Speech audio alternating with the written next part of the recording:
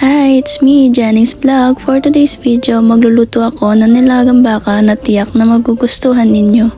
Naganda ako ng 1 kilong baka.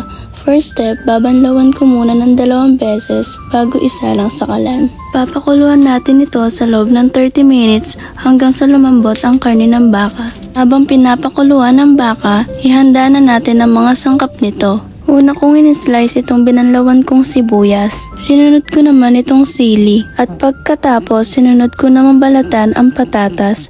Make sure na malinis at nabalatan ng maayos ang patatas kasi minsan may naiwan pandumi or lupa sa balat ng patatas. Sunod naman nating hugasan itong Pechay Baguio at tanggalin ang nasa dulo. Pagkatapos, sunod na natin ang mais, islice natin sa 2 at banlawan. At ayan, handa ng mga sangkap natin para sa nilagang baka.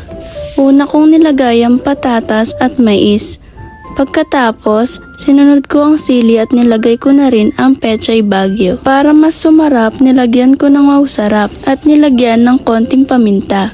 At sa pampalasa naman, naglagay ako ng Knorr cubes beef. Pagkatapos, nilagyan ko ng patis. Siguraduhin na tama ang paglagay ng patis para hindi masyadong maalat. Pagkatapos, halu-haluin at takpan muli.